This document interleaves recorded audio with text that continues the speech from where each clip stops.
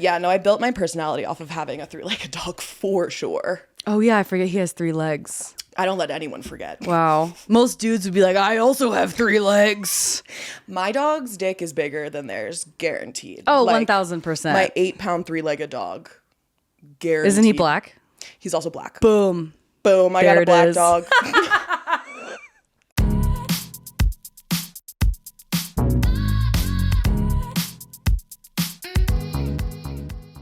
Welcome back to My Body, My Jokes, the podcast that's now at home. You may have noticed if you watch video, which I really hope you do, because why the fuck would I be recording video if you weren't watching it? I mean, honestly, besides the fact that you have to put everything out as clips on social media now under capitalism. Love it. I am recording from my house. I bought a house a few months ago. I have this little sunroom, and I decided to get a little like home studio going. And So cute. I would be remiss if I did not mention that this equipment has very, very, very generously been provided by many of my OnlyFans subscribers. Seriously, like, you guys have helped me so much. I'm so thankful. Thank you so much for contributing. I hope you liked all of the content you got out of it, because girl, was she working. Girl, was she in her room filming custom content for like 3 days straight Customs. for the men. And I hope you liked it, because I don't know if I could ever do that again. It was literally the most stressful like 3 days of my life. And now I have all this extra podcast equipment in my basement. So this is the new studio. I am going to try to get it all nice and cute and together, and hopefully you like the art, and hopefully you like all the things in here. Oh, I gotta turn on my body, my joke sign. Wait, this is so annoying. Oh. Wait, what is the wicked sound that they're like? Just like that. It's just like that. It's a pink letter board with lights around it if you're not watching video, which again, what the fuck are you doing? So weird. But thank you again. Thank you for supporting. Thank you for being here. It's been a wild few weeks, and I'm just trying to keep the podcast like going and doing what we're doing. So today, my guinea pig, my first person that gets to be here in the house with me, is my very good friend, Carey Lieberman. Hello, Carey. Hello. Did I say your last name right? Yeah. Lieberman? Okay. Lieberman, It's yeah. not Lieberman. No, it's not. Lieberman. I have thought about changing my last name to just Lieber, so I can like take the man off. Yeah, fuck the men. Get that man out of there. Just get the man out. Get that We don't man need out the of there. man. Yeah. But yeah, that's my last name. And so, oh man, we didn't even discuss this before the pod. I usually am so good at asking my guests, like, how do you want to be introduced? Who are you? But I know you because of comedy. Yes. But you're also like a retired dancer. Yes. You're also a dog mom. You're also someone who knows so much about fashion. It's really cool. Yeah, it's like a weird interest of mine. I can like see like a tag on a piece of clothing and be like, that is from 2007. And I'm like, why? Why That's can I? so crazy. It's useless knowledge, but The it other is. night, you and I went out to Tracks. Yes. We had a grand old time because we're gearing up for a gay-ass summer. Gay ass single girl summer. Yes. And I wore this muscle tank, and you were like, oh my God, you're wearing a heather gray muscle tank. Because we were commenting on how much we were going to sweat. And I'm like, Carey's the only person I know that would know that this is called heather gray. Yeah, because heather gray is out. I don't wear that color. I normally don't either. It's like light blue is out, heather gray. Like there's no way, because it's just Okay. going to be a darker color because I'm a sweater. I sweat. I'm going to sweat, and it's going to turn from light to dark very quickly. And I don't mind being sweaty. Like I've like come to terms with that. Like Love it's that. okay. You've to be done the inner work. I have. I've done the inner work. I've found out that I'm a sweaty person, and I just don't like when other people aren't sweaty. Like Yeah, it's weird. I'm like, you don't get hot like ever. Yeah. Or like people who are cold. What's that like? Yeah. People who are cold all the time, go eat a fucking sandwich. Yeah, go the fuck eat are you a doing? heated blanket and get Go back eat a heated blanket and get the fuck out of my face, you twig. No, that's mean. A lot of people who have eating disorders are cold all the time because they don't eat enough. So their body's not metabolizing. So it's taking all the blood from their extremities and putting it towards their vital organs, because that's what happens when you don't eat. That is very true. Also, I have cold hands and feet because I used to smoke cigarettes. So, and not like cold fingers. Is that and a cold thing? Toes. Yeah, because it like fucks with like your blood pressure. Like having like when you smoke like nicotine or cigarettes or vape or whatever, like your blood pressure is higher. Holy shit. And like, so like, yeah, my fingers, like my hands are always icy. Whoa, that's The so heat is random. Internalized right here. Yeah, yeah. If you went through one of those body scanners, it'd just be like it would just be like all molten lava here, and then your extremities are just blue. Oh, truly. It would be very scary. But Look at that. Yeah. And just like that. Well, I ask everyone on this podcast, which you just became privy to literally 2 minutes ago. Again, this is like first episode at home, figuring it out. Kinks. I usually am very like professional with my guests. I'm like sending them an email. I'm like, this is the address. This is the time. These are all the questions. But I was just like, Carey, can you come over on Sunday night? Yeah. So what is your current relationship with your body? Ooh. Which is like so funny because it's like if you ask me, depending on like the time of the month, it's going to be a different answer. Oh, like yeah. if it's like what is it? Luteal, yeah. Bitch, I've never. Oh, I'm fucked up. I'm in my luteal phase right now. I'm fucked up. I'm so fucked up. Yeah. It's exhausting. But I would say like I've done so much work on being like neutral towards my body that it like feels good to be at a point where like I'm no longer trying to fit my body into other like into clothes or into like a specific look, because it's like my body's done so much for me. Like she's strong, she carries me around, she's like gone through so much that I'm like proud of her, which is like a nice place to be in. You have to be. I mean, and you've been through so much. Yeah, and I think like growing up in the dance world, like it's so fun. I could do 50 million podcast episodes on growing up a dancer and like what all the shit that's happened because of it. Yeah. I will like, okay, this is like, I used to do ballet. So like I was very much like a bun head, like was on point, like, but my body was never small enough to be doing ballet. So it was always like, what are we doing here, folks? Really, guys, what are we doing No, here? really. And so I would do like a bunch of auditions for like summer intensives to like go dance with like ABT or the San Francisco Ballet, or like I danced with the Milwaukee Ballet for a summer. Wow, that's cool. Yeah, go off Milwaukee Ballet. Milwaukee. But I remember I was in this ABT audition, and these girls, like, you have to, like, wear the waistband so it, like, shows where your hips are. Oh, really? Yeah, so, like, there's, like, a band that you wear, like, over your leotard so it, like, it can show, like, and you wear it, like, on your natural waist. Oh, so it shows if you're off or not. Yeah, because in ballet, it's very important, if you don't know, to be in the exact right fucking position. Exactly, and it's never a comfortable position. But I remember I was in this audition. They were like walking around, looking at the dancers, like with their little checkboard or like oh my god clipboard. You have like a number on, and they're walking around. They're looking at the girl, write something down, look up again, write something down. Cool, tight. Come to me. Oh no. Looked up. Looked down. Went to the next girl. Oh. In front of my face. Yeah. And I'm like 14. God, dude. And it's like, oh, you like, it was like, even if my technique was flawless, there was no way I was going to get a spot there. Because it's like, a guy can't chuck me 30 feet across the stage. But which is so interesting because like, I mean, I understand, I guess, that ballet, because it's so technical and because there are literally positions that if you're not in it correctly, number one, it can injure you. But number two, it's considered like wrong. Yeah. It's like you have to be almost a certain size, because if you're not, then you can't get into that position. Like no one naturally has a turnout like that. No one naturally can lift their leg above their head with no assistance. With keeping your hips. Yes, while keeping your hips completely square. Like it's just not realistic. Yeah, it's insane. And yeah, I mean, even if like, it's like I have skin. And yeah. It's like, even if I did have the extension, it's like, no, my body would literally stop because I have like skin and blood and organs. In the way. Always in the way.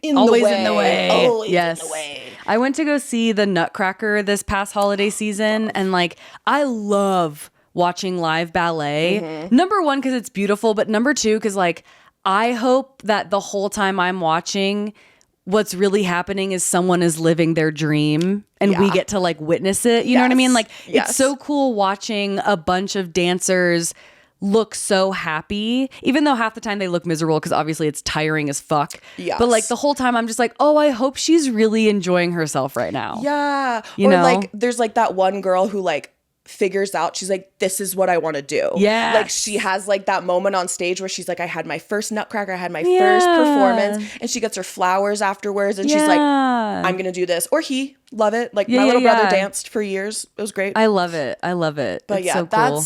That's what I love about it. And I think there's like a lot of ex-dancers and a lot of ex-ballet dancers who are like, I will always love ballet. Yeah. But it's just such a toxic, weird world to be from when it's someone can look up at you for 2.5 seconds, declare you inadequate, and then move on. Yeah. And then you're just expected to go about, keep dancing. Yeah. Like, do you feel like ballet affected the way that you saw yourself? Like, did you kind of maybe have a different way of seeing yourself before you started ballet? Well, I started dancing when I was 3. Oh, okay. So you had no chance. Yeah, no, I had no shot. Yeah. And I was like ballet from the beginning. Okay. And once I like went through puberty, my parents literally had this talk and they're like, you don't have the body for ballet, so maybe you should try modern. Dang, your parents said that? Oh, yeah. Oh, man. My parents put me in the Johns Hopkins childhood obesity study. What? When I was 9, and I was dancing 6 days a week and then doing soccer and lacrosse. Holy shit. So you're already going crazy with exercise. Yeah. Yes. I was like, I've always been, and even like I look back at photos, I'm like, you thought I was fat? Damn. This is like the early 2000s, I'm assuming. Yes. Yeah. And like I remember like these kids that were in the study, like truly like it was like a health thing that like really did need to get their resources. And it's also like weight is tied to your like geopolitical, like how wealthy you are, your tax bracket. Yes, there's so much shit that goes into it that people don't realize. Yeah, and it's like why you see so many people who are like they're a body positive, like fat positive, like bigger person out online, and then they get rich and then they become skinny. And it's like, which we will talk about. We're getting into it today. We'll get into that. But it's almost like you start to see is weight a byproduct of poverty? Like is and it's like there's so much that goes into that. But that like I think that has always stuck with me. Like my parents like putting me on diets and like being in the dance world in general, like there's always gonna be someone smaller, better, prettier, younger. And like to learn that at a super young age is icky. Yeah, it's really tough. Yeah. So I just feel like I never liked my body and I always thought it was bad. And I was always like, when the movie The Duff came out, do you remember that movie? It was like really bad. The Designated Ugly Fat Friend? Yes. Yeah, that's fucking wild that made it through so many levels of production and approval. Yeah, no, they were like, yes. Just check and it, send it. And it was the girl who played the Duff was literally a normal sized human being. And in that, it's funny because I literally just rewatched it because I was like, what You're like, let me check this shit out. Let me revisit. Doesn't hold up. But yeah, she's like, and like in the movie, they're like, well, she doesn't have to be fat. She just has to be the more approachable version of like the friend group or whatever. And it's like, oh my God. I was always funny. I was always like a good personality. But like boys in high school didn't want anything to do with me. Like, same. Well, not the white boys. That's for sure. Yeah. Like, boys with some spice, they always know what's up. Yes, exactly. Yeah. But like the skinny lax bro boys who I like thirsted after for no fucking reason. Yeah, Connor with long hair. Derek. Brent. I just can't even. Yeah. No, all of that. So yeah, I don't know. I just think like there's so much that like we're forced to look at being a girl, and like especially with fashion, and like I love vintage clothes, and like I can't fit into most of them. Like, oh no, it sucks. Like because like I wear like a 16, 18, I guess, like depending on the brand. I could also be a 12 depending on the brand. Well, yeah, women's clothes are so fucked in sizing. It makes no sense. Yeah, but yeah, like. Even, like shopping has always been weird. And I think like now there's a lot more options for like what we can wear and like what is like deemed attractive. But like, I don't know, like fashion's so weird when it's like, I just want to dress my body and feel good. Yeah. I just want to have fun. Yeah. And dance does that weird thing where it's like, because it's a sport where you have to show your body, because that's part of the whole thing is literally just showing your body. Like, you can't really wear stuff that's like baggy or like, I mean, now it's different because hip hop has also become like a largely commercial choreographed type of dance. And that's a whole other problem in and of itself. But it's like, yeah, you go to a contemporary class and it's like, yeah, people are going to be wearing like leggings and like a tank top. Or if you go to ballet, like you're not really like allowed to wear more comfortable clothing because they need to see what your body's doing. Yeah, they need to see how your body is like moving. But it's like, I'm at the point where I'm like,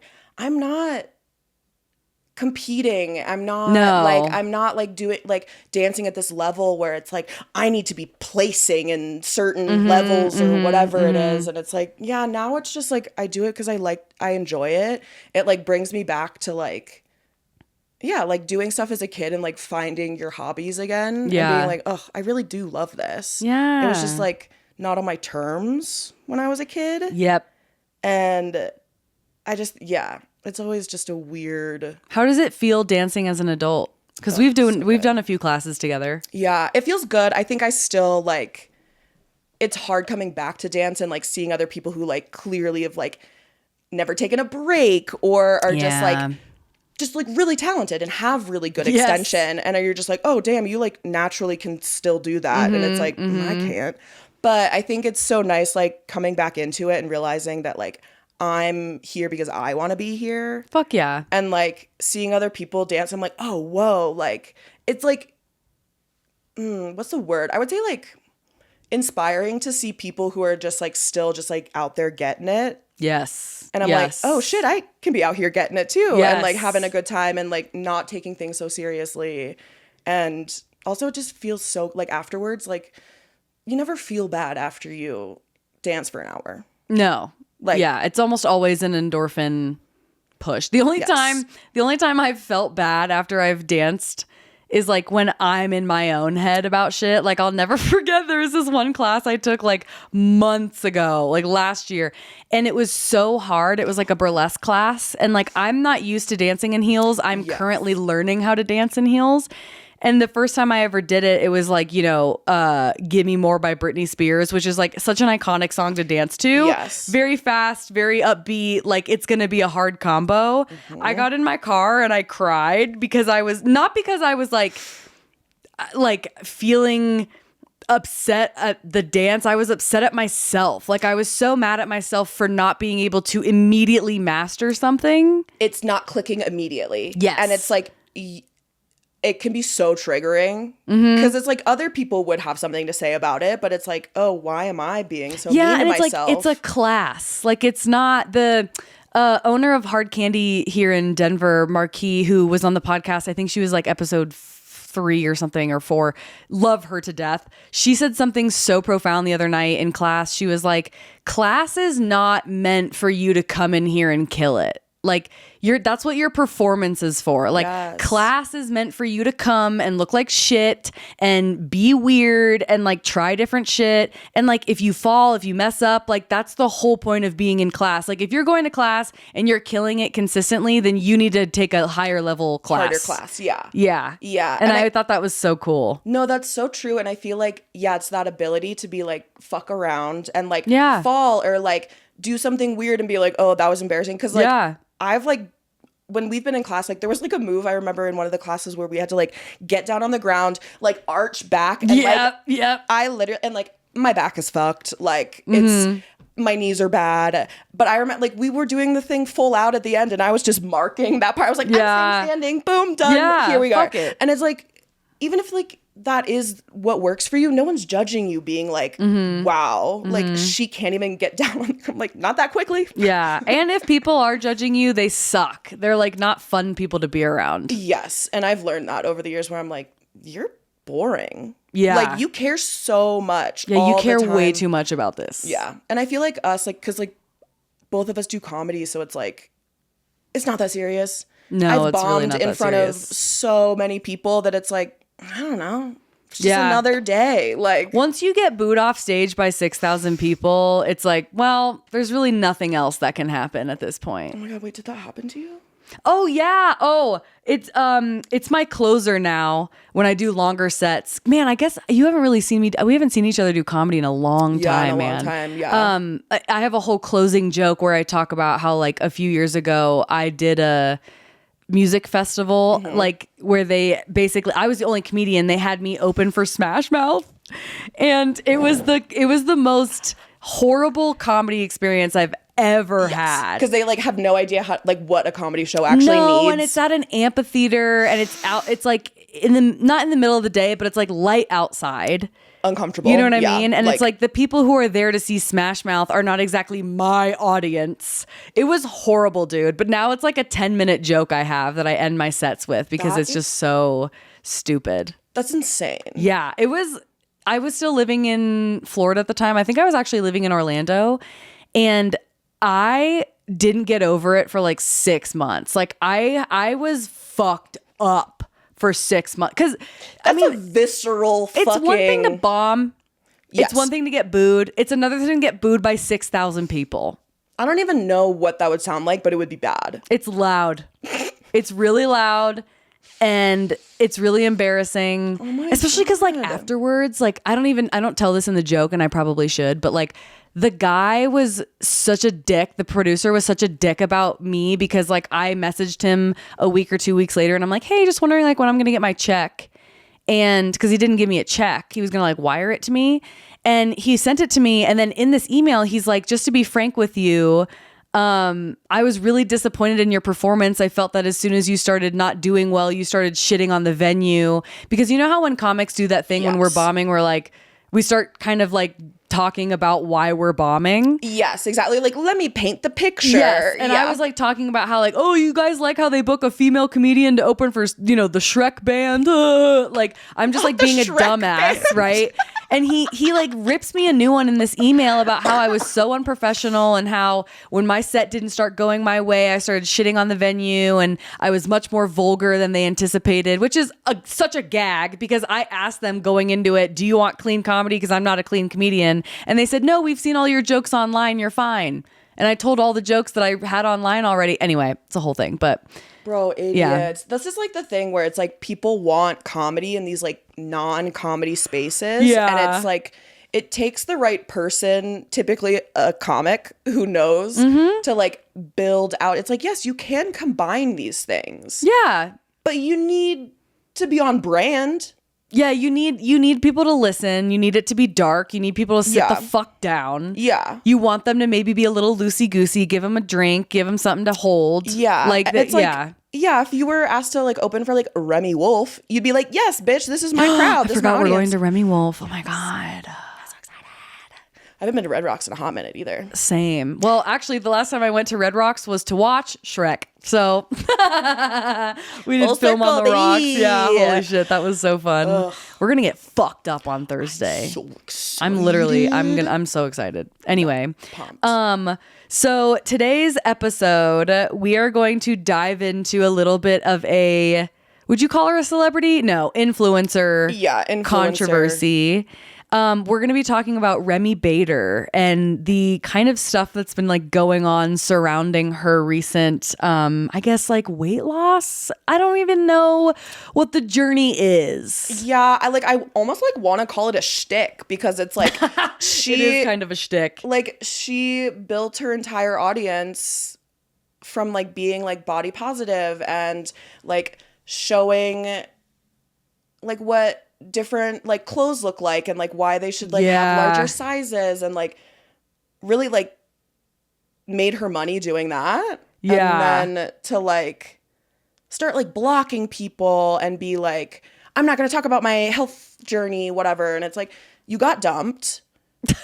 You were sad. Oh my God, we're getting ahead of ourselves. So Remi Bader, if you don't know who Remi Bader is, because she's very well known and has become very well known via TikTok. Yeah. She is a model and influencer who really got her start on TikTok by doing hauls. Yes. Hauls meaning like, you know, going to a store, buying way too much shit, coming home, trying it on, which is also just like gross. I feel like I don't like the haul culture. I think it's really like wasteful and just kind of dumb. And like, I get that if a company sends you a shit ton of stuff, yeah, you're going to try it on, you're going to post about it, you're going to make money. But like to go out and to be spending hundreds of dollars on a bunch of clothes that you're probably going to return anyway, or just try to sell anyway. Anyway, so she got really famous by doing all these hauls. And, you know, she lived in somewhat of a larger body. Like, I think she was really like just a curvy gal. Yeah, like men would call her fat. Women would be like, she's thick. Yes. She's hot. Yes. She has a beautiful body. Where men would be like, that's a fat girl. That's a fat ass. You're promoting obesity. And so she got really like famous on there by being a silly, goofy girl. You know, she'd put something on, she'd do a funny pose. Yes. She'd be like, clearly this doesn't fit. Yeah, you know what I mean? Asking brands and like showing brands like, hey, make larger clothes, because like you do have an entire demographic of people who like free people. Fat people want to wear free people. Yeah. They want to wear Revolve. They want to wear these like tiny little like House of CB or whatever. But when the largest size you have is a large, which is like a small medium, maybe, then it's like, she'd be doing too much. She be doing too much. So she recently has become or has come under attack, I guess. I don't really even know what the terminology is, because everyone all of a sudden saw her posting and it's like, whoa, girl, you've lost a lot of fucking weight. Yes, and she has struggled and has been open about her eating disorder, and like very open. So like a lot of her like friends and fans and like family were like commenting, just being like, hey girl, hope you're doing okay, like we love you, like I know you've struggled with stuff in the past, like just kind of like looking out for her. But it is a dramatic. It's very dramatic. Those photos that you showed me before, if you guys look up like Remi Bader before and after, it's almost like scary. It's jarring. It like looks like two different people. Yes. And like I get also like as you get wealthier, you can get your hair, your nails, your skin. For sure. You can totally transform. So it's like you can lose weight, but it's like also when you get rich, it's like, no, if you're going to get like laser hair removal and like your skin's looking amazing, sure, you look like a different person. But she was just like radio silent about her body change. Yes. And built her whole platform off of being body positive and being like a really good, I don't want to say like role model for young women, because I don't think all women online have to be role models. Right. But at least maybe like a beacon of hope of like to live a normal, like fun life, you know? And like she's like blocking and deleting people's comments, being like, hey, are you okay? Right. Like, yes. all of this stuff. And then all of a sudden she goes on Khloe Kardashian's podcast. Which, wait, what is Khloe's? Khloe in Wonderland? Oh, you guys think My Body, My Jokes is like a funny, kitschy, dumb title for a podcast? Khloe in Wonderland? I'm sorry. What the fuck? What do you mean Wonderland? And of course, like her face is so frozen that she's just like, Yeah, she doesn't even look like she's having fun at this point. I'm like, yeah, no one with all that work done, like on your face, which again, get your work done. But like when you're expressionless, a little jarring. And to that point, I do want to say, because always on this podcast, I have always tried to be very like forward about the fact that I don't give a fuck what you do with your body. You know what I mean? No. Like, do what you're going to do. Like, you're allowed to change yourself. You're allowed to want to be a certain way, to look a certain way. The question you should always ask yourself is like, can I pursue this without losing myself in the process? So I don't think it's a problem. And I don't think people are even really necessarily mad at Remi for like getting surgery or doing whatever she did. It was more just that when people were raising concerns, and people meaning her fans, like people who have followed her for a very long time and who have supported her through every shit she's gone through, every controversy, all that she's been open about. That she's been previously so open about sharing all these details about her body and her journey that I think it's very confusing as to why she would decide to suddenly block a bunch of people who are her genuine fans, who are just expressing like concern or sympathy or even congratulations. Like it seems like she's not even really stoked to be getting compliments on her weight loss either, which I think that complimenting someone on weight loss is unnecessary anyway. Like, I don't love the idea that as soon as someone gets smaller, we're immediately like, you look so good. Because also you don't know what that comment does to that person. You don't know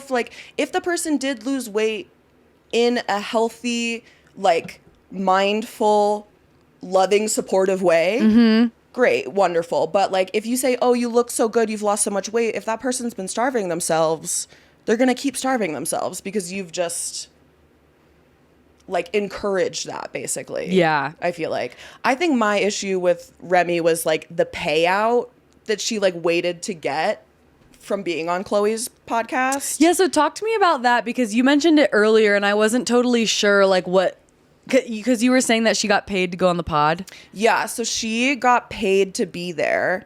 And obviously, I don't know, like, what the amount of money it is, but, like, she was flown out, like, to that studio. I don't know if, like, Remi's, like, in LA, but, like, they're transporting you there, like, and then you're getting so many, whatever, like, clicks and views because you're being associated with, like, a Kardashian. Like, you're gonna make money off of that. Yeah. And it was, like, her unwillingness to say anything. Like, she could have said, I got a gastric bypass. I got... Right. For the past 2 years, she could have said that online. But she chose to wait until she went on to a podcast to, like, talk about it and make money off of it. Yeah. When she really should have just said 2 years ago, I'm getting the surgery.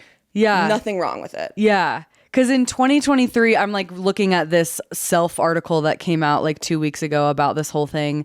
In 2023, she went online onto TikTok saying that she was no longer going to speak openly about her body and health. But since then, obviously, she's, like, lost a lot of weight and has not acknowledged how or why. She says that she understands the frustration of why people find her silence alarming. And then that's it. Like, she, I think, was really open with, she had, like, a failed Ozempic attempt. Yes, I do remember. Yeah. Because, and again, take your Ozempic if you can afford it. But also... Like, I will say this. I think that if you don't, like, medically need the GLP-1s, like, you don't need to be fucking taking that shit because you're just fucking your body up. Well, and apparently, like, GLP-1s and, like, semaglutides or whatever, like, semaglutides are, like, less researched and, like, way newer than Ozempic, because Ozempic's been around for people with diabetes because they needed it. Yeah. But... yeah, like, some of the semaglutides are like Mounjaro, or I think it's like called that. So it's Ozempic and Wegovy are the only two that have the, like, compound molecule or whatever the fuck that is approved by the FDA. Yeah. Because I did a whole episode on, remember the Hims ad from the Super Bowl? I did a whole episode on that, and the reason why it was such a big controversy was because these companies are pushing these drugs that are compounds, which is it is legal to make a compound of a drug while there is a drug shortage, and that's why that law exists, is because if a bunch of people need a drug and there's a shortage of it, pharmacies are allowed to compound it and sell it for people.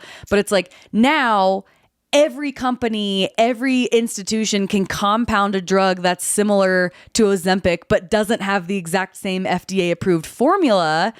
And we don't know how there's, like, thousands of them now. We don't know how it's going to affect everyone. And there's a lot of women taking Ozempic and these things. Women are very under-researched when it comes to like science. Like, even like there's a new law that they're instituting to have female crash test dummies because the crash test dummies were only tested on, like, male bodies, white male bodies.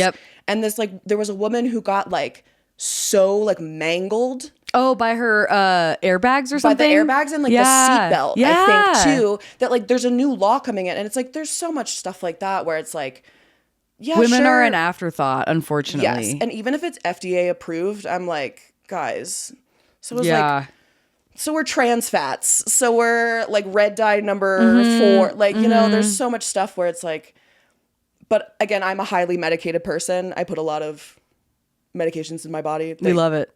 Keep me the way that I am. Yeah. We need to.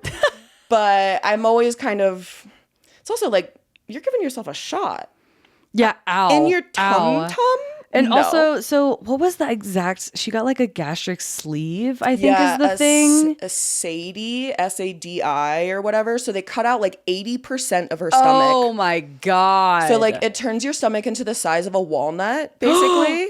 Really? Yeah, like your Holy stomach. fuck. Yeah, and it's like if you eat the wrong things afterward, like your entire lifestyle changes after. Right. Like you can no longer eat a lot of the same things, and a lot of people have like a lot of complications from gastric sleeves. Oh, I'm fucking sure. My dad had one, but it like didn't work because he didn't follow any of the okay. So he just like gained all of the weight back, but like in a worse way because now your stomach is so stressed because it's it's so tiny. I'm looking at her Instagram and you know, it's really interesting because she made a comment in this Self article about how a lot of people were commenting on like how, oh, so like losing weight makes you happy. And she's like, no, it literally fucking doesn't.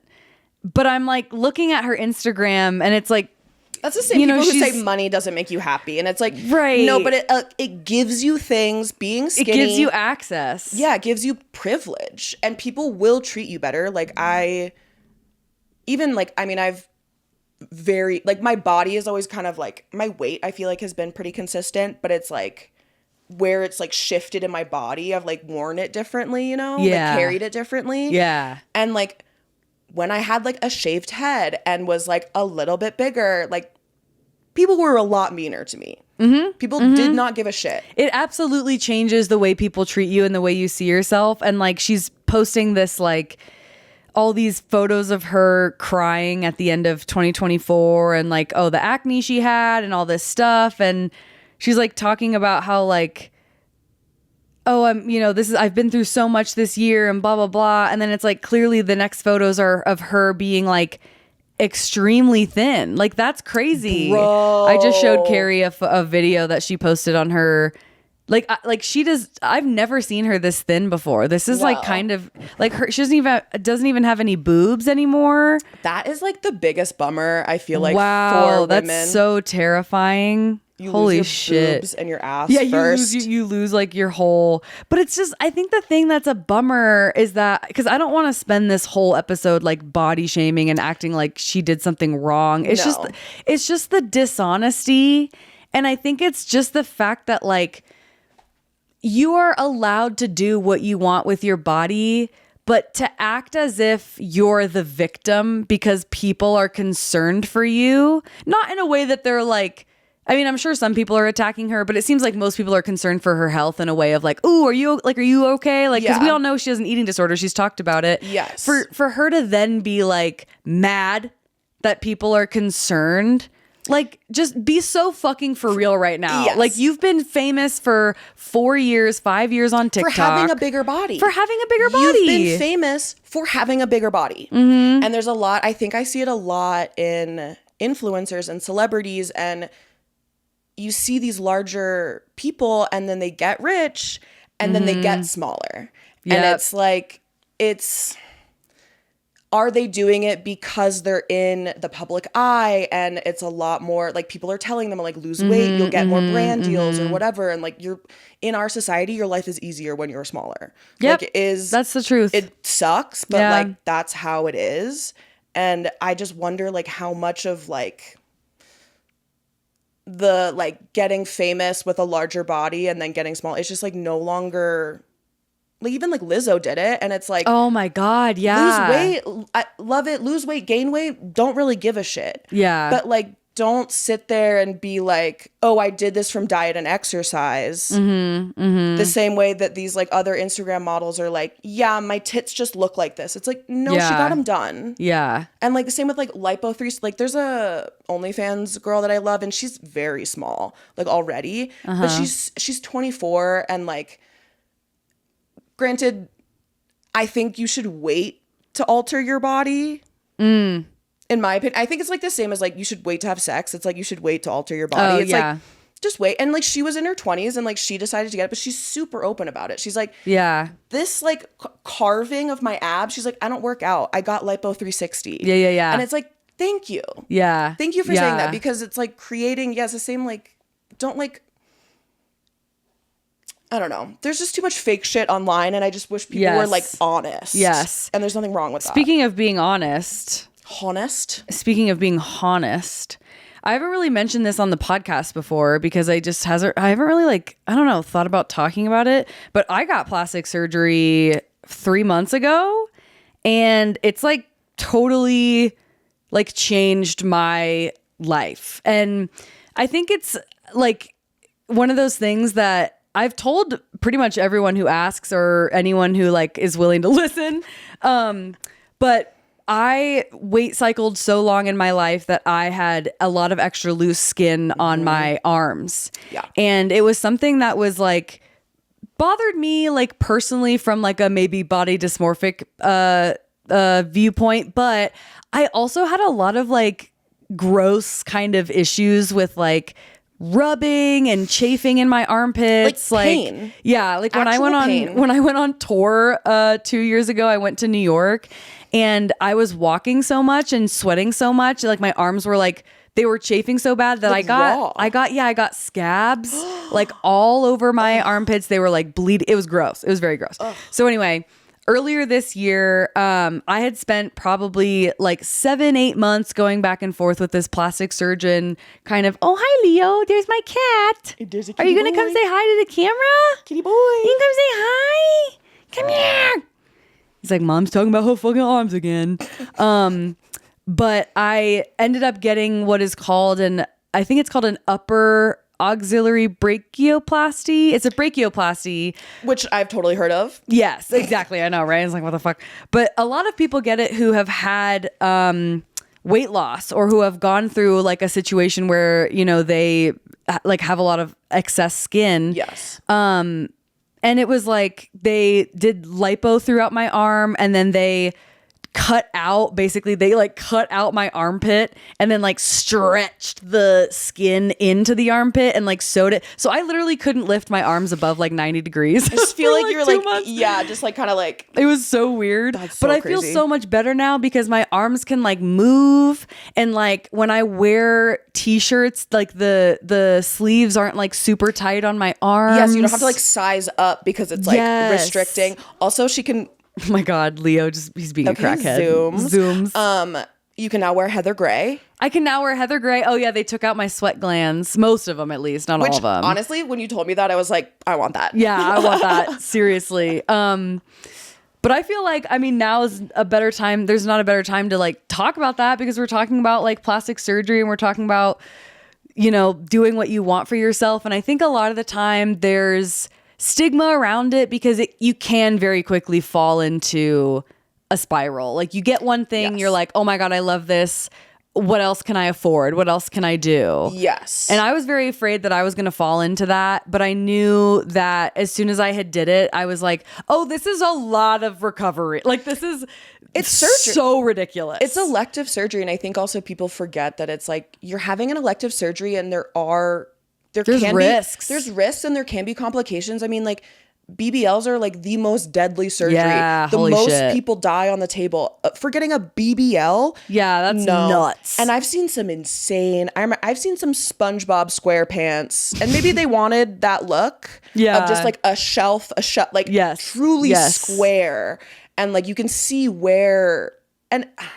To each his own. I've just seen a lot of really bad botched surgeries, and it's like you can never go back from that. No, you can't. So it's like you really do need to like that recovery of like you can't move your arms like 3 months or whatever of like you have to like you can't eat too much sodium because you don't want to swell because then you'll bleed. Like you can't like there's so many things to consider. Yes, and I think for me it was one of those things that I always knew I wanted to do it, but because I obviously had an eating disorder, I was like, this is not something that I need to do right now. But by the time I got it, I was over a year into recovery. Like I knew what the risks were. I had discussed it with my therapist, with my nutritionist, the doctor. Like I fully went into it knowing like if I get to a place where I start to feel like I want to get more surgery or I'm unhappy with the result, I'm just going to have to suck it up and say, you know what? No, I'm not going down this road. Yeah. And I genuinely don't feel that way. I feel really confident. I wear tank tops. I'm wearing a tank top right now. Like I would never wear a tank top on the podcast.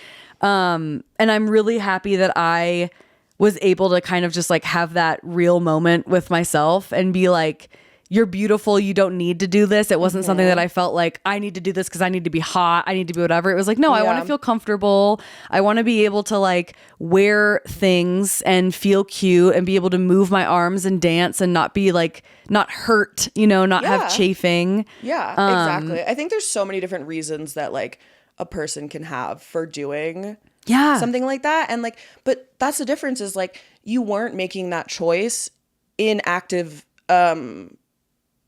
hatred, self-hate. Yeah, or like I was about to say like active addiction, but like I don't know if that's like the similar. Similar, like, So like you're in such a better place. Like you have people to talk to about it. You're not making these choices like sitting alone in a dark room being out of hatred. You're talking to professionals. You're getting like you thought about it for months, and like I think there's so much like of a different like mentality that we have of like when we're making honest good choices that we've like considered for ourselves versus I have to do this because if I don't I'll fucking hate myself, and that I think is the major difference of like this isn't still connected to my disordered eating and my self-esteem. This is what's going to help me feel better. And I think that's like what I've done with my tattoos too. Like I think a lot of people, I had a lady ask me the other day, she was like, old lady. Of course. I already toucher, know it. A real toucher. Someone who comes up to you and just thinks they have access to your body and like just like immediately like touching you. And I'm gross. Like, can you not? Yeah. She was an anti-vaxxer. Duh. Love it.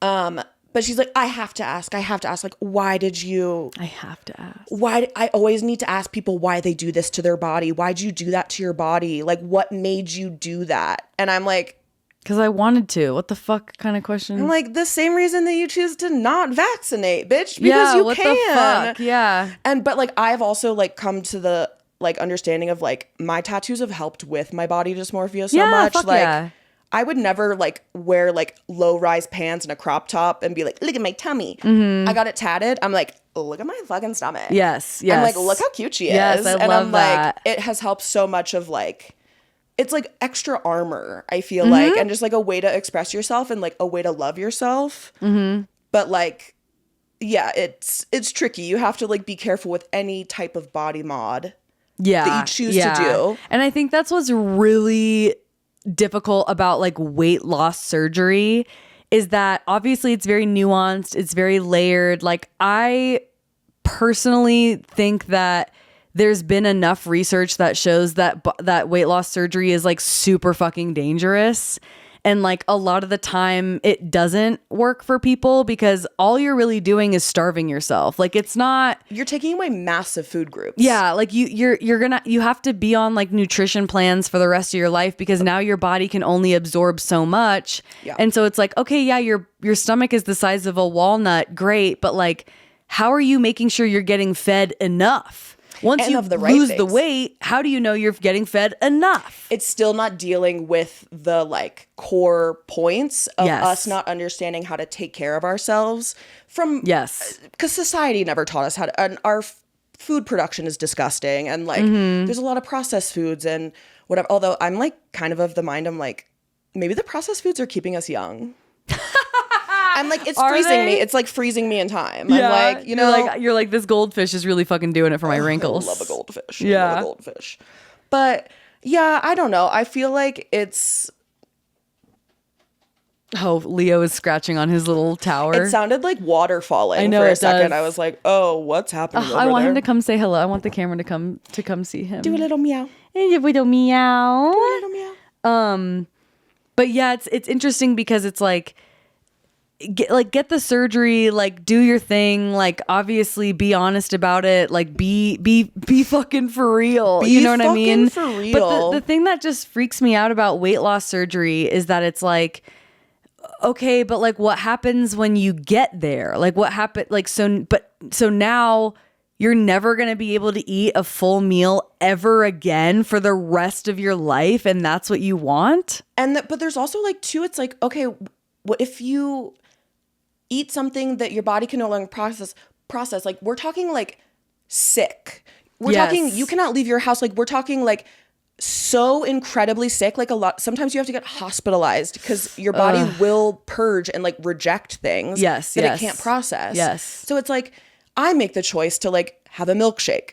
Do I know that the milkshake is not going to make me feel very good? Right. Yeah. But like that's a choice. And it's my choice. It's my body, my choice. Yes. And I make sure I drink a milkshake at home so that I'm close to my own toilet. So I can go shit. I can shit in my own goddamn fucking toilet with my squatty potty.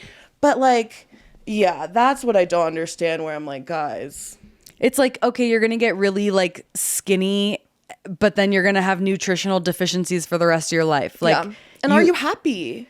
Apparently Remi is. I mean, it makes me so sad because I understand it 1000%. Like, obviously I've had an eating disorder for 15 years. I fucking get it. Like, as soon as you get to that weight, where a lot of the time it's like you hit a goal weight and then you have a new goal weight because it's never enough. Exactly. But it's like you get there and people are so nice and they're like, oh my God, you look so great. And you're wearing like cute little tiny skirts or whatever the fuck makes you feel good. You can fit into those clothes that you could not wear before. Like if I lost 50 pounds, I could fit into the most gorgeous vintage clothing of my goddamn dreams. Yes. But like, for what? Yeah, you'd be miserable. You'd be cold all the time.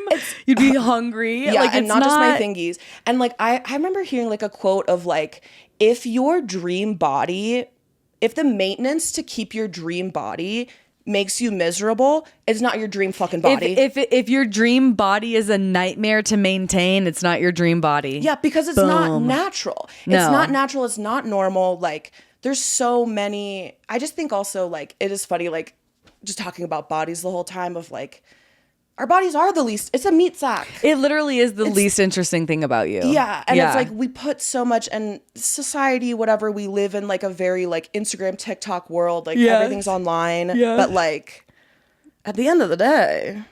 Yeah, it's like you're only going to look like this for like the next however many years and then it's going to change. Yeah. And then it's going to change again. And then it's going to change again. Yes. And it's like your lifestyle choices will probably affect that. Like, are you a smoker? Do you go out in the sun too much? Do you drink a lot? Like it's so weird because we're so obsessed with the way that our bodies look and we're not obsessed with like taking care of each other. You know what I mean? No. It's like, oh my God, like literally proof we're sitting here talking about Remi Bader and this whole controversy. And it's like, meanwhile, our country is literally in free fall. It's like because we need to distract ourselves in some way. Yeah, exactly. And I think that's also like, I know it's so hard. I like every day I wake up, I'm like, should I just go back to my vices? Like, should I start smoking cigarettes again? Yeah, should I just like say like, fuck it? Well, yeah, like I did like download an app. I'm like 2 months and 2 weeks vape nicotine free. I love that. Which we love, but it's like every day I'm like, why am I giving up these things? I should keep doing this because the world's bad. Yes. The world is bad, not good. Yeah. And people are just doing insane shit. Did you see that guy? I never saw the video, but that guy who went viral for his morning routine. Oh, yeah, where he's like peeling off his tape at like 4 a.m. Yes, his mouth he's doing tape. Like push-ups on the balcony. Yes, with his like Saratoga water, like bottled water to brush his teeth. And like, okay, bottled water. Let's be clear, guys. Let me get this information out there. The bottled water industry is run by one government person. There's one government person who oversees all bottled water. And guess what? It's fucking tap water. It is tap water. Really? Yes. What about Fiji? That's a bad one. It's all tap water. Wait, it's all tap water? I thought Fiji was bottled at the source. No. Poland Springs? I thought that they literally just put the bottle in the waterfall and then they sealed it. No, well, that's bacteria. Can you imagine? No, like all of the bacteria. It's like those people who go to like glacier water to drink. I'm like, you do know that there's like million-year-old unknown bacteria in there? Like, I used to live in the mountains. I remember one time I like, there's a really clear lake, because it's a glacier lake in like Netherlands or something. I don't know. And my dad was like, I mean, you could drink the water, but you probably shouldn't because you're going to shit your pants. I'll never forget that. I had a coworker one time drink Boulder Creek water and got giardia. Oh my God. He couldn't come to work. I literally thought giardia was just for dogs who That's just disgusting. have like the runs. No, this man, this boy, this child drank Boulder Creek water, which is so foul. Oh my God. So foul. And I was like, that's insane. Like, I did not know that humans could get giardia. That's crazy. Men will do anything. So we're going through this whole fucking like Remi Bader thing, and we're obviously talking shit, and we're obviously going back and forth. But I think it's important. God, now I'm just watching all of her videos on like I just can't believe how thin she's gotten. That's like really scary. Yeah. It looks like she had like her buccal fat removed, you know, the oh my God, the face fat. where they're like, and it's like aging people. Yeah. Like, guys, having extra like weight and like fat and fullness in your face keeps you looking younger. Stop why would you the gaunt, like pulled up. I'm like, okay, Maleficent. Like, oh my God. Like it's like concave. Like, again, everybody's different. Everybody's different, but don't do it. But don't do that. Oh my God. Yeah. It just makes me really sad. Yeah, because it just like, I think from our perspective, we have that like understanding of like, I don't think that's out of love for yourself. No, like, no. Your boyfriend broke up with you because, and apparently like her boyfriend dumped her because of like a lot of her body. Oh, really? Yeah. So like her partner of like a long time like dumped her, and like I think it was in relation to like health problems and like her weight and like eating struggle. Oh my gosh. Like, so like, yes, that's shitty of him.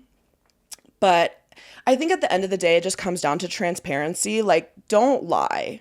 Yeah. Okay. I'm looking up like her breakup with her boyfriend because I'm just so curious. Oh, okay. So this was like an article that came out this time last year. Yeah. In an emotional this is someone that I thought I was going to marry. This is my best friend. I've never been so close to someone in my life. Blah, blah. Okay. Yeah.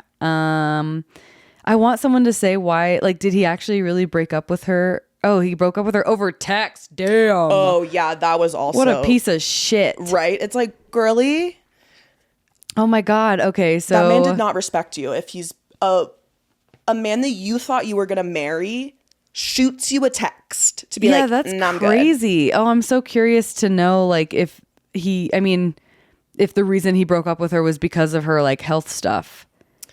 Probably something dumb, or like she was getting more famous and he didn't like that, and she was getting successful and then he felt insecure. I feel like that happens a lot of the time, but yeah, dang. Well, it makes me sad, I guess, to see someone like get like lost in the sauce, for lack of a better term, just because like, I mean, there are people that we both know that are like currently on weight loss journeys, and I am like down with whatever you want to do, but sometimes I just wish that we could like do that, but also acknowledge like why you're doing it, or like what systems are in place that make you feel that you need to do it. That, you know what I mean? Like it's so tricky and nuanced. Yes. And I think also like specifically like the people that we know that are doing weight loss journeys, like, or are like changing, they're becoming stronger, like starting to like love themselves more. Great. Awesome. There's a lot of men that I see that are just have the most raging eating disorders. Oh, fuck yeah. And they like won't talk about it. They'll like say, they're like, oh, I hate myself. Like, I'm fat. I need to lose weight, blah, blah, blah. And I'm like, girl, are you okay? Yeah, it's really, because you're not okay. Yeah, and it's sad because it, like we said earlier, it's like your body is literally the least interesting thing about you. Like it's really upsetting to watch talented, incredibly cool, nice people be in that space, waste energy on stuff that it's like, yeah, it's like none of us are thinking that. None of us are like looking at you. No one's like, oh my God, look at this body part. Look at that. Like same thing. Like no one was looking at my arms being like, oh my God, Morgan's arms are so disgusting. You know what I mean? And even afterwards, no one was like, Morgan, your arms are tiny. Yeah, those twigs. No one fucking notices. It's just me being like, yeah, I feel better. It feels good. It's just my arms. Yeah, exactly. And like that's what I think it should be for. And I think there's like a lot of like, yeah, no one's like talking about like, okay, yeah, like you're on this like weight loss journey, but like I see you drinking alcohol right now.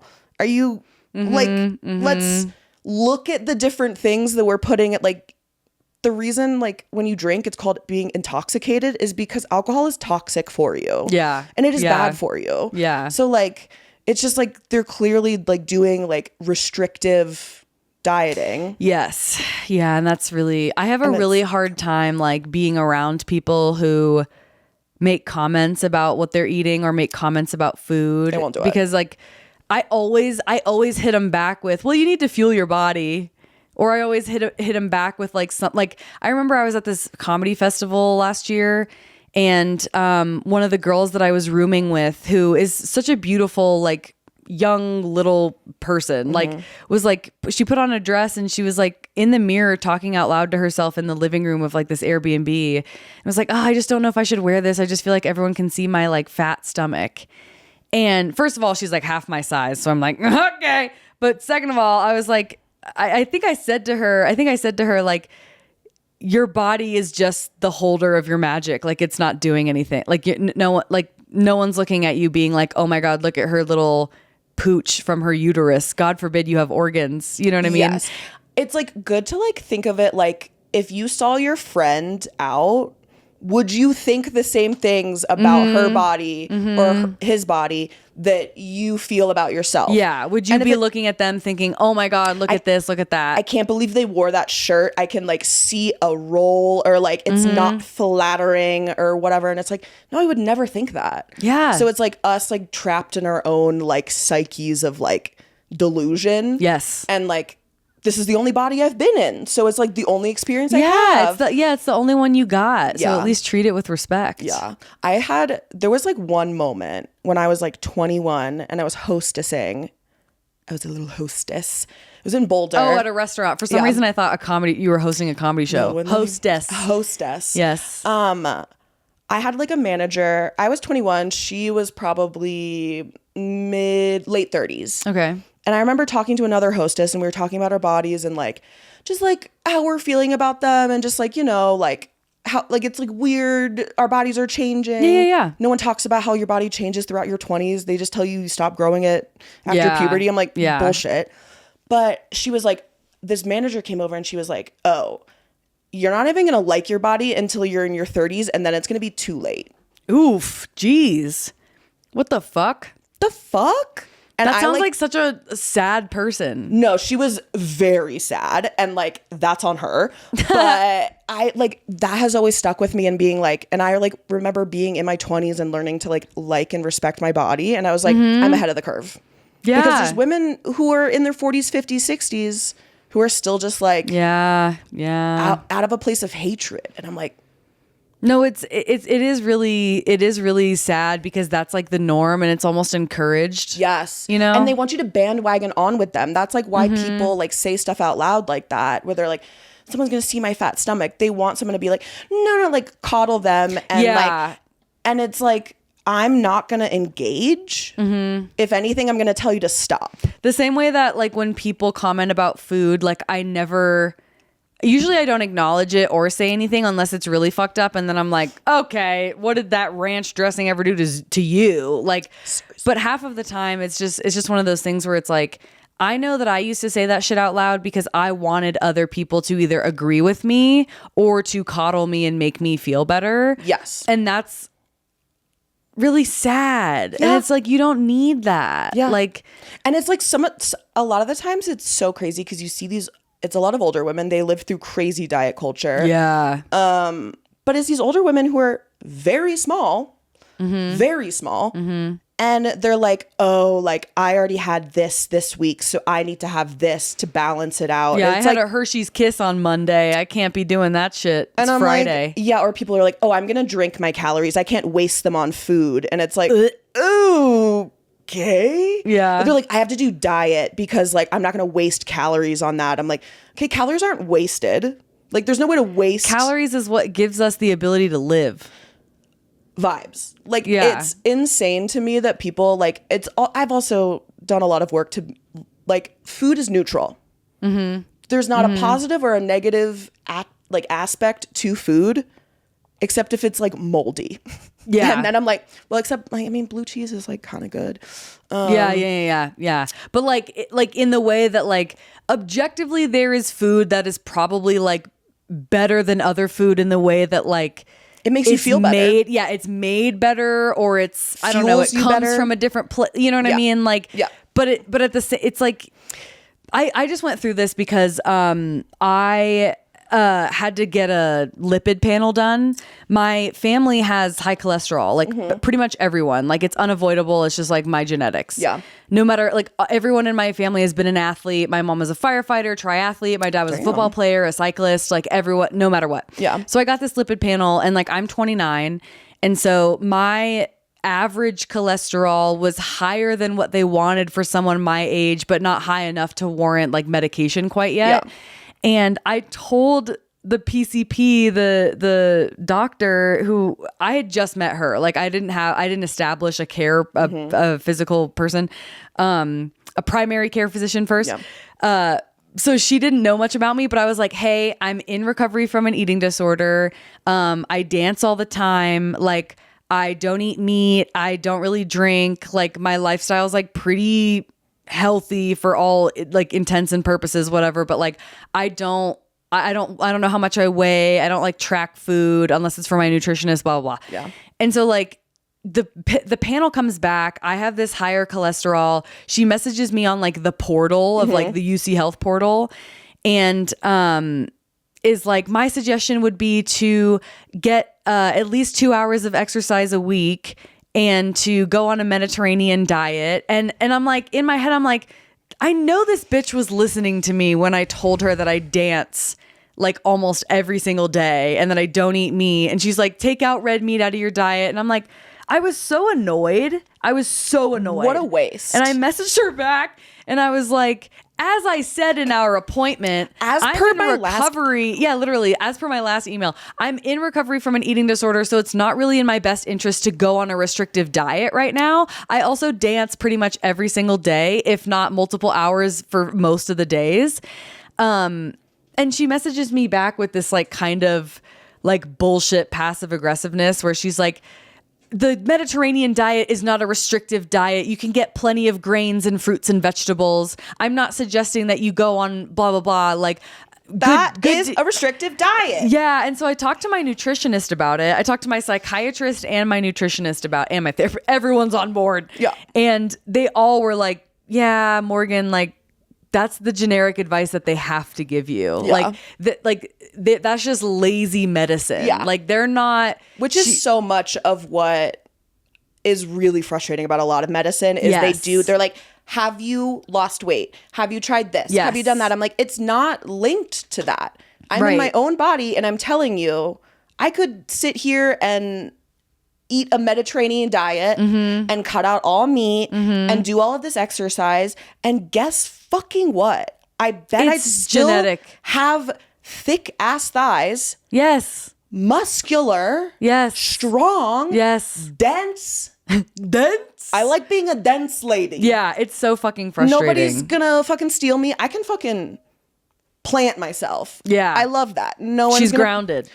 She grounded. She's down to earth. Yeah, dude. She grounded. Yeah, but it was so fucking frustrating because it's like, number one, it's genetic. Like there's no way, like I could be the healthiest person in the world. Like I'm going to have high cholesterol. That's just my whole family, on both sides. There's no escaping it. Yeah. And it's like the fact that I was sitting there saying to her like, hey, I'm in recovery from an eating disorder. I don't want to know how much I weigh. I dance all the time, yada, yada, yada. And it's like, I'm still getting the same generic advice because you don't care to take a second look into thinking about, okay, clearly this person has been doing a lot to improve her health over the past year and a half. What else can I do? Does she need to go on a statin? Is it time to go on medication? Like, it's so fucking frustrating. Real medical advice. Yeah. Like, look into it. And then it's also like alarming. Just, we have pretty average size bodies. I would say, like, what's crazy is that, like, while I know that I'm in quote unquote mid-sized whatever fucking body, whatever little section you want to put me in. Yeah. Like I can't imagine what it's like for people who are much larger than us they're not getting any medical care. No, they're not getting any attention because it's like, well, you can't do anything until you lose weight. Yeah. Your and knee just hurts, lose weight. Yeah. And it's like, you're an immature, gross person because you eat this way and your body looks this way. You're just not mature enough to take care of yourself. Yes. And it's like, yeah. The stigma of fatness in our country, well, and in the world in general, is like really heartbreaking because it seems like not only do we put fat people in this category of like, you're unattractive, you're unworthy, like you don't deserve love, but also this like weird, we push these ideas of like, you're also lazy, you're not smart, you're not intelligent, you don't know how to navigate the world. Like it's really weird. Yeah. And I think it's also interesting, like, I wonder where that falls into the level of like poverty that you grow up in and lack of education that comes from being in a lower income in a bad school district, not having like not being encouraged to like go out and get a higher education or being able to afford a higher education. Well, or do you have access to open space to go walk? Do you have access to time? There's a lot of people who have to work 2-3 jobs. They don't exactly have the time to go to Pilates or afford a gym membership or like, or if they do, like, let's say it's a mom who's working multiple jobs or has kids to raise and you want to be like, oh, fine, go run. I'm like, cool. So she has to go run at 5 a.m. or 9 p.m. as a woman by herself. That's not realistic. She will be attacked. Yeah. You are putting yourself in harm's way by doing that. And I think that's just so crazy. Yeah. It's like this, like, you're gross, you're lazy, you're less than, like, you're dumb. And it's like, it's weird, so fucking weird things to attribute to someone. And I had to unlearn that too. I thought that. Yeah. Growing up, because like both my parents are, my dad and my stepmom and my mom are all in like larger bodies. And like, they've always taught me that like fat people are gross. Yeah. And they shouldn't look like that. And that's their fault for looking their fault. Yeah. And I'm like, that's a stranger. Yeah, I know. It's like, what does it have to do with you? It's like if I saw someone who had an oxygen tank, I'd be like, that's because you're disgusting and you smoke and like, the fuck? Yeah. That's none of my business. It's so frustrating. Like, and I have a thyroid problem, so I've always carried weight in like different ways. And like, you don't know, like, cholesterol, it's genetic. Yeah, or, it just like, is what it is. I have a thyroid problem, so like my body like can't lose weight very easily. It's gonna hold on to shit. Like, just hold on. She's holding on for dear life. Please. But yeah, that's what's just so crazy to me is like, I can't imagine how much harder it is to be in, like, we can go out into society and people still view us as like hot. Yeah. And like, fuckable. Yeah. People even get mad sometimes when I call myself mid-size. Oh my God, yes. What is that? And I think I saw something interesting where it's like, it's a lot of white women because we're taught like it's whiteness to be smaller and to be like seen and not heard or even be seen less, take up less space. And then it's us like being in these like very average sized bodies where we're like, oh, we're fat, we're bigger, we're curvy, we're thick, we're plus sized.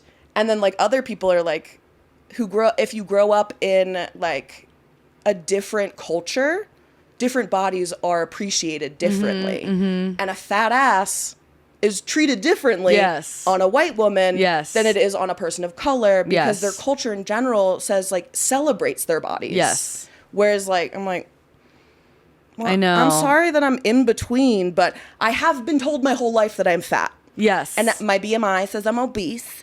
And it's been saying a bit obese. The BMI, aka the word of God. Did you know two of the men who like came up with BMI, like one was like an astrologer.